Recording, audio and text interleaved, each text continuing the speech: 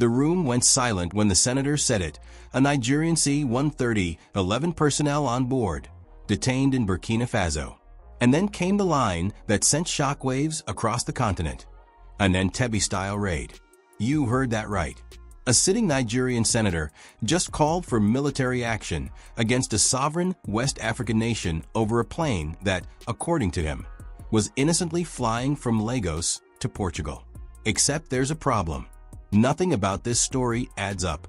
And what started as a diplomatic incident is now threatening to blow wide open into something far more dangerous. Here's what they told you. 11 Nigerian military personnel ferrying a C-130 from Lagos to Portugal for routine maintenance. Standard procedure. Except the plane never made it. It landed in Burkina Faso. Burkinabe authorities detained the crew, claiming the aircraft violated their airspace without authorization. Nigeria called it a misunderstanding. Burkina Faso called it a breach of sovereignty. And somewhere between those two versions lies a truth no one's willing to say out loud. Because let's talk about that route. Lagos to Portugal. Direct, right? Wrong. A C-130 Hercules doesn't have the range to fly Lagos to Lisbon non-stop. It would need refueling. So where was the stopover? Why was the plane over Burkina Faso in the first place?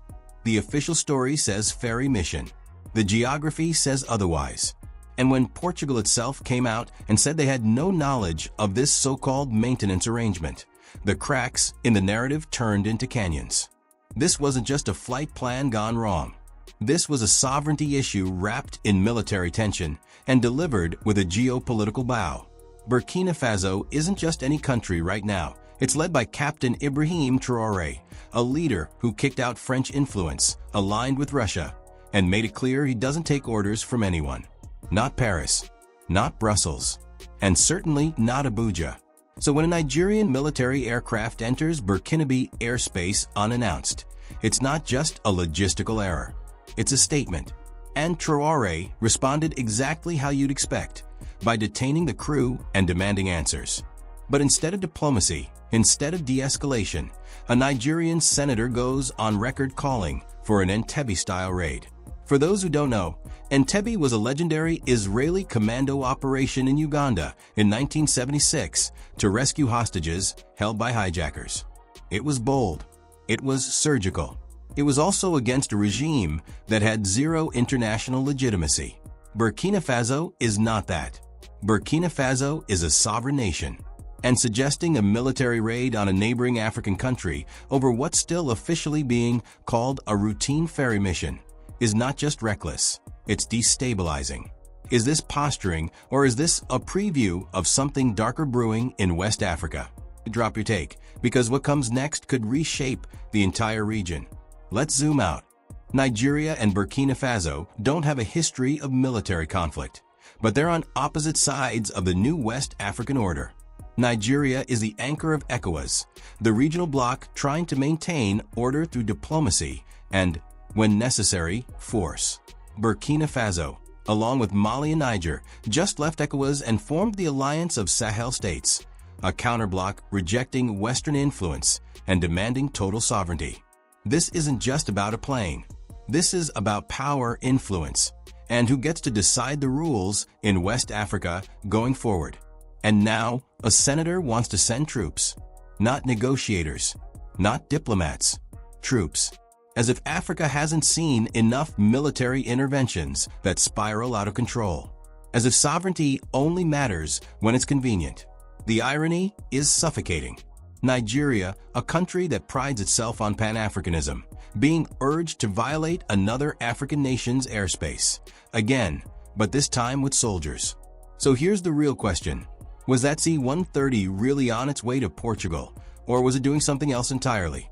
And if it wasn't, why lie? Because the moment you start spinning stories that don't match the map, you're not protecting national interest. You're hiding something. And Burkina Faso knows it. Traore isn't releasing those personnel without answers. And Nigeria's response will either be diplomatic maturity or the spark that ignites something no one can control. This wasn't just a detention. This was a test. And Africa is watching. They said it was just a plane. just AC 130 on a routine mission. But when you connect the dots, when you look at the map and the timing and the players involved, you start to see something else entirely. This wasn't about airspace. This was about allegiance. And the question burning across West Africa right now is whether Nigeria just became France's proxy in a regional war that no one's calling by name yet. Burkina Faso detained that aircraft and its crew for a reason. Not because they're reckless. Not because they're looking for a fight. But because they've seen this before. Mali saw it. Niger saw it. And now Burkina Faso is staring down the barrel of what looks like coordinated pressure from a neighbor that's supposed to be a brother. Except brothers don't send military aircraft into your airspace unannounced. And they definitely don't do it while France is losing grip on the region and desperately trying to claw back influence through any means necessary. Let's rewind. Burkina Faso kicked out French troops. Mali did the same. Niger followed. Three countries that said enough is enough to decades of military occupation disguised as partnership. They formed the alliance of Sahel states and walked away from ECOWAS, the bloc Nigeria leads. It was a seismic shift, a rejection not just of France, but of the entire system that kept Paris in control of African resources, African security, and African sovereignty. And France didn't take it well. You don't lose three countries in the Sahel without consequences. So the question becomes, if France can't act directly anymore, who acts for them? Enter Nigeria, the regional powerhouse, the ECOWAS heavyweight, the country with the military capacity to do what France no longer can. And suddenly, a Nigerian military plane ends up deep in Burkinabe territory with a story that doesn't hold water and a senator calling for raids. Coincidence? Or coordination? Is Nigeria being used as a pawn in France's fight to stay relevant in West Africa? Drop your take, because the evidence is starting to pile up. This isn't the first time something like this has happened. There's a pattern. When Mali moved closer to Russia and kicked out French forces, there were whispers of ECOWAS preparing military intervention. When Niger's government was overthrown and the new leadership told France to leave, ECOWAS threatened force again. And who was leading those calls? Nigeria. The same Nigeria that benefits from French investment. The same Nigeria whose political elite have deep ties to Paris. The same Nigeria that, whether intentionally or not, keeps finding itself on the same side as France whenever these sovereignty battles erupt. And now this. A plane. 11 personnel. A story about Portugal that Portugal itself denied. And Burkina Faso's leadership, led by Captain Ibrahim Traoré, a man who's built different and has made it his mission to break every chain France ever wrapped around his country, is not buying it. They see what's happening. They see the pressure campaign. They see the destabilization tactics. And they're calling it out. Because here's the thing about the Sahel right now, it's not just about security or terrorism or gold mines. It's about who controls the narrative. France spent decades telling Africans they needed protection, needed guidance, needed French boots on the ground to survive. And the moment these countries said no, the moment they turned to Russia or simply chose self-reliance, the pressure started. Sanctions, threats, interventions disguised as peacekeeping. And now, possibly, unmarked flights that just happen to cross into sovereign airspace at the exact moment tensions are highest. Traore isn't playing. Mali isn't playing. Niger isn't playing. They didn't kick out France just to let a proxy force do the same job under a different flag. And if Nigeria thinks it can walk that tightrope without consequences, it's miscalculating badly. Because West Africa is watching. And the divide between those who want true sovereignty and those still tethered to neocolonial powers is becoming impossible to ignore. So what happens next? Does Nigeria clarify its position, cut ties with French interests, and act like the Pan-African leader it claims to be? Or does it double down, escalate, and prove that ECOWAS has become a tool for external agendas rather than African unity? Because right now, the continent is split. And every move from here determines whether this stays a standoff or explodes into something no one can contain. This wasn't just a plane. This was a test. And Burkina Faso just showed they're not backing down. He didn't blink.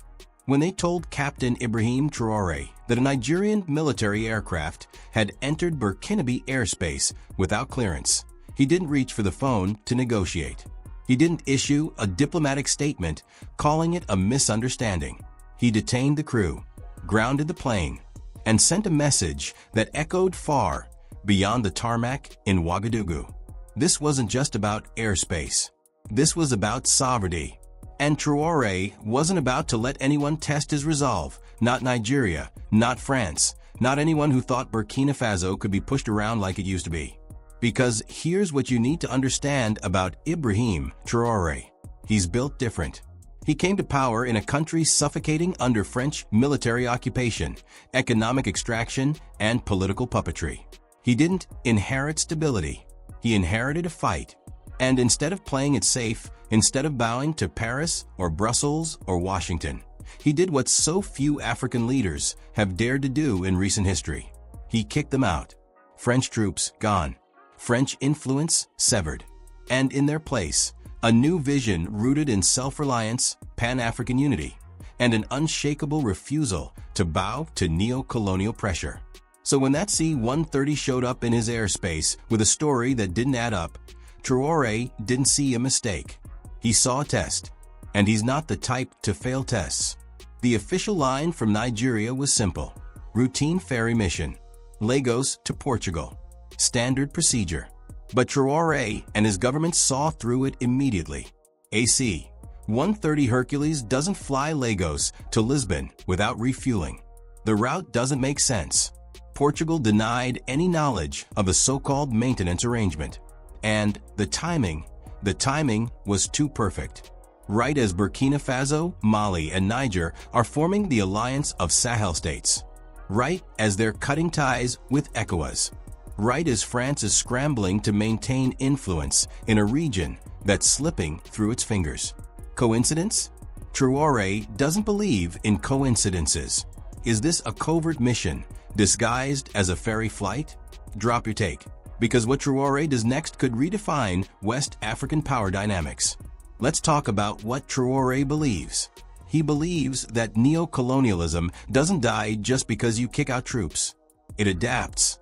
It finds new proxies, new methods, new ways to maintain control. And when a military aircraft from a country still deeply tied to French interests suddenly appears over your territory with a flimsy cover story, you don't treat it as an accident. You treat it as reconnaissance, as intelligence gathering, as a probe to see how far you can be pushed before you push back. And Traoré pushed back hard. He didn't just detain the crew. He framed it as a defense of sovereignty, a refusal to let Burkina Faso become the kind of country where foreign militaries can operate with impunity. He made it clear that under his leadership, Burkinabe airspace is not a corridor for unauthorized flights, regardless of who's flying them. And in doing so, he sent a signal not just to Nigeria, but to every power watching, France included. If you want to test Burkina Faso, you better be ready for the consequences. And the people responded. Across Burkina Faso, Traoré's stance resonated. This is a leader who's given them dignity, who's told them their resources belong to them, not to foreign corporations, who stood up to powers that have bullied Africa for generations. So when he detained that plane, it wasn't seen as aggression. It was seen as strength, as proof that the days of Africa rolling over for external pressure are over. At least in Burkina Faso, at least under Traoré. But here's the tension. Nigeria is not just any neighbor. It's the giant of West Africa, the country with the largest military, the biggest economy, the most political clout. And Traoré just backed them into a corner. If Nigeria escalates, if they listen to senators calling for military raids, this turns into a full-blown crisis. But if Nigeria backs down, if they admit the flight was more than they claimed, they lose credibility. And either way, France wins. Because division in West Africa is exactly what Paris needs right now. Is Traoré a visionary defending sovereignty, or is he risking a conflict that could destabilize the region? The answer depends on who you ask. But one thing is certain. He's not backing down. He's not apologizing. And he's not pretending this was just a routine mistake. Because in his eyes, and in the eyes of millions across the Sahel, this was a line in the sand. And Traore just dared the world to cross it. This wasn't just a detention. This was a declaration. And West Africa will never be the same. A senator stood in front of cameras and called for war. Not diplomacy, not dialogue. War. An Entebbe-style raid, he said, as if Burkina Faso was a rogue state holding hostages instead of a sovereign nation detaining a military aircraft that violated its airspace. And for a moment, the audacity of it all hung in the air like smoke before fire. Because what he didn't say, what he conveniently left out, was that Nigeria can't even secure its own borders. Boko Haram is still operating. Bandits are kidnapping schoolchildren. Entire communities are under siege. And yet, somehow, this senator thinks Nigeria is ready to launch a military operation against a neighboring country that has allies who've already made it crystal clear. Touch one, you touch all. This wasn't just reckless. This was detached from reality. And the moment those words left his mouth, they exposed a deeper truth about Nigeria's current position in West Africa. It's not leading. It's flailing. And the world is watching. Let's break down what he's actually proposing. An Entebbe-style raid means special forces, covert insertion, surgical extraction. It means going into Burkina Faso, a country with a battle-hardened military and a leader in Captain Ibrahim Traoré who's already proven he won't be intimidated, and somehow pulling off a rescue mission without triggering a regional war. Except here's the problem. Burkina Faso isn't alone. Mali and Niger have publicly stated that any attack on one member of the Alliance of Sahel states is an attack on all of them. That's not a bluff. That's a defense pact. So the senator isn't just proposing a raid on Burkina Faso. He's proposing a potential conflict with 3 countries at once. 3 countries that have Russian military support. 3 countries that have kicked out Western influence and are building a new regional order without Nigeria's approval. Is this posturing, or does Nigeria actually believe it can take on the entire Sahel alliance? Drop your take, because the math doesn't add up. And then there's the domestic situation. Nigeria is bleeding internally. Terrorism in the northeast hasn't stopped. Banditry in the northwest is worse than ever. Separatist movements are gaining ground. The economy is struggling. Fuel subsidies were removed and inflation spiked. Millions of Nigerians are dealing with insecurity, poverty, and a government that can't seem to get a handle on basic governance. And this senator wants to add a military intervention in Burkina Faso to that list? With what resources? With what credibility? With what justification? Because let's be honest, this isn't about rescuing 11 personnel. If it was, diplomacy would be the first, second, and third option. This is about something else. This is about Nigeria trying to reassert dominance in a region where it's losing influence fast. ECOWAS, the bloc Nigeria leads, is fracturing. 3 of its members just walked out and formed their own alliance. France, the power that's been pulling strings in West Africa for decades, is desperate to maintain some kind of foothold. And Nigeria, whether intentionally or not, is being positioned as the enforcer. The regional heavy that does what France can no longer do directly. But here's the fatal flaw in that logic. Nigeria doesn't have the capacity. Not militarily, not economically, not politically. And Traore knows it. Mali knows it. Niger knows it. They've already drawn their red lines. They've already said an attack on one is an attack on all. And they're not bluffing. Because unlike Nigeria, they've spent the last few years proving they're willing to fight for sovereignty, not just talk about it. So when that senator called for an Entebbe-style raid, he wasn't rallying the nation. He was exposing how disconnected Nigeria's political elite are from the reality on the ground. He was showing that there are still voices in Abuja who think military threats will work the way they used to, who think African countries will back down when the big brother raises its voice. But those days are over. Traore didn't flinch. Mali didn't flinch. Niger didn't flinch. And now Nigeria is stuck between a rhetorical war it can't win and a real war it can't afford. Will Nigeria walk back the rhetoric or double down and risk everything? Comment your prediction, because the next move could reshape West Africa forever. This wasn't just irresponsible. This was dangerous, because words like these don't just disappear. They set precedents. They create tensions. They push countries closer to conflict when diplomacy is still on the table. And for what? To save face? To prove a point? To distract from the chaos at home? None of those reasons are worth destabilizing an entire region. But that's exactly what's at risk right now. Not because Burkina Faso is aggressive, but because Nigeria refuses to accept that the balance of power in West Africa has shifted. And no amount of tough talk will bring it back.